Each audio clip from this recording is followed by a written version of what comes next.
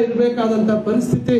ನಾವು ಎಷ್ಟೇ ಎಚ್ಚರಿಕೆ ಇರಲಿ, ನಾನಾ ರೀತಿಯಾದಂತ ಒಂದು ನಾವು ಹೊರಡಿಸ್ತಕ್ಕಂಥ ಅಧಿಸೂಚನೆ ಇರ್ಬೋದು ಅಥವಾ ನಿಯಮಗಳಿರ್ಬೋದು, ಇವು ಯಾವುದರಲ್ಲಿ ಸ್ವಲ್ಪ ಸಣ್ಣ ಪುಟ್ಟ ಏನಾದರೂ ವ್ಯತ್ಯಾಸ ಕಂಡು ಬಂದಲ್ಲಿ ಅದನ್ನ ನ್ಯಾಯಾಲಯದಲ್ಲಿ ಪ್ರಶ್ನೆ ಮಾಡ್ತಕ್ಕಂಥದ್ದನ್ನ ಇವತ್ತು ನಾವು ನೋಡ್ತಾ ಇದ್ದೀವಿ.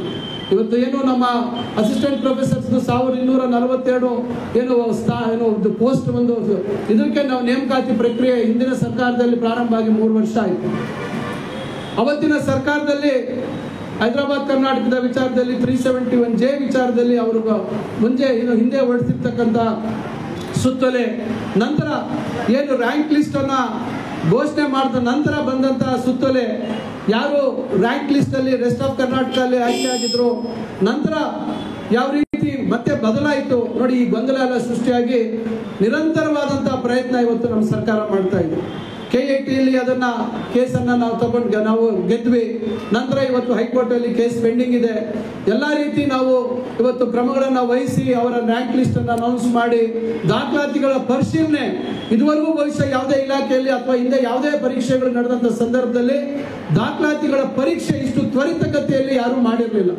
ನಮ್ಮ ಆಯುಕ್ತರ ಒಂದು ನಾಯಕತ್ವದಲ್ಲಿ ಇವತ್ತು ಹಲವಾರು ತಂಡಗಳನ್ನ ಮಾಡಿ ಕೇವಲ 2-2.5 ತಿಂಗಳಲ್ಲಿ ನಾವು ಎಲ್ಲಾ ದಾಖಲಾತಿಗಳ ಪರಿಶೀಲನೆ ಪ್ರಕ್ರಿಯೆಗಳನ್ನ ಪೂರ್ಣಗೊಳಿಸಿ ರೆಡಿಯಾಗಿದ್ದೀವಿ. ಆದ್ರೆ ನ್ಯಾಯಾಲಯದಲ್ಲಿ ಇವತ್ತು ಆ ಒಂದು ಇನ್ನ ಸಮಸ್ಯೆ ಬಗೆಹರದೇ ಇರತಕ್ಕಂಥದ್ರಿಂದ ಇವತ್ತು ನಾವು ಅವರಿಗೆ ಆದೇಶ ಪತ್ರಗಳು, ಅವರ ನೇಮಕಾತಿ ಪತ್ರ ಅಥವಾ ಅವರಿಗೆ ಸ್ಥಾನಗಳನ್ನ ಕೊಡ್ತಕ್ಕಂಥ ಒಂದು ಅವಕಾಶ ಇವತ್ತು ನಮಗೆ ಆಗ್ತಾ ಇಲ್ಲ. ನಿರಂತರವಾದಂಥ ಒತ್ತಡ, ನಿರಂತರವಾಗಿ ನನಗೆ ನೇರವಾಗಿ ಮೆಸೇಜ್ ಮಾಡ್ತಾರೆ, ನಾನಾ ರೀತಿಯಾದಂಥ ಅವರ ಸಮಸ್ಯೆಗಳ ಬಗ್ಗೆ ಹೇಳ್ತಾರೆ.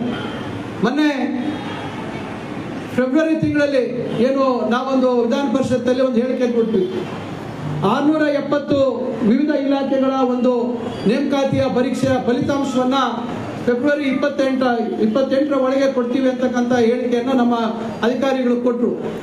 ನನ್ನ ಮೇಲೆ ಯಾವ ರೀತಿ ಒತ್ತಡ ಬಂತು ಅಂದ್ರೆ 26ನೇ ತಾರೀಕಿಂದಲೇ ಶುರುವಾಯಿತು. ಅವರೊಂದು ವಾಟ್ಸಪ್ ಗ್ರೂಪ್ ಮಾಡಿಕೊಂಡು